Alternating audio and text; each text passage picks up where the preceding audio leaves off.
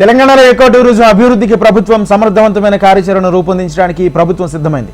పర్యావరణానికి, వన్యప్రాణులకు ఏమాత్రం హాని కలగకుండా వాటి సహజ ఆవాసాలను పరిరక్షిస్తూ స్థానిక ప్రజలకు ఉపాధి అవకాశాలు మెరుగుపరుస్తూ ఎకో టూరిజం పాలసీని అభివృద్ధి చేసేందుకు ప్రభుత్వం అడుగులు వేస్తోంది. రాష్ట్రంలోని 12 సర్కిట్లలో 40 ఎకో టూరిజం స్పాట్లు గుర్తించింది ప్రభుత్వం. అడ్వెంచర్, రీక్రియేషన్, ఆధ్యాత్మికత, వారసత్వ, cine, wedding, nature and wildlife, heritage and culture తదితర అంశాల ఆధారంగా మరిన్ని ప్రాంతాలను గుర్తించి వాటిని ఎకో టూరిజం స్పాట్లుగా అభివృద్ధి చేసే దిశగా చర్యలు చేపట్టాలని మంత్రి సురేఖ అధికారులను ఆదేశించారు.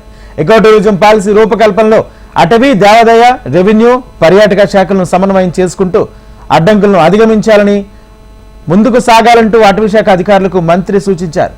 ఆర్కియాలజీ శాఖతో సంప్రదింపులు జరిపి రాష్ట్రంలోని చారిత్రక ప్రదేశాల్లో పర్యాటక అభివృద్ధి చర్యలు చేపట్టాలని సూచించారు. ఇక ఒడిశా, కర్ణాటక రాష్ట్రాల్లో అమలవుతున్న ఎకో టూరిజం విధానాలను అధికారులు మంత్రికి వివరించారు. ఆ రాష్ట్రాల్లో క్షేత్రస్థాయిలో అధికారులు గమనించిన పరిస్థితులను ఇక్కడ పరిస్థితులతో బేరీజు వేసుకుని అత్యుత్తమ ఎకో టూరిజం పాలసీని రూపకల్పన చేయాలని మంత్రి సురేఖ అధికారులకు సూచించారు. రాష్ట్ర వ్యాప్తంగా ఎకో టూరిజం స్పాట్లను అభివృద్ధి చేసేందుకు పీపీపీ పద్ధతిలో నిధులను సమీకరించాలని భావిస్తున్నారు. గోదావరి నది పరివాహక ప్రాంతంలోనూ జలపాతాలు, నీటి వనరులున్న ప్రాంతాల్లో ఎకో టూరిజం స్పాట్ల అభివృద్ధికి ప్రాధాన్యతనివ్వాలని, విదేశీ పర్యాటకులను ఆకర్షించేలా పథకాలు రచించాలన్నారు. ఎకో టూరిజం స్పాట్లకు సంబంధించిన సమస్త సమాచారాన్ని వెబ్సైట్లో అందించాలన్నారు. పూర్తి స్థాయిలో ఆన్లైన్ బుకింగ్ సదుపాయాన్ని కల్పించాలి.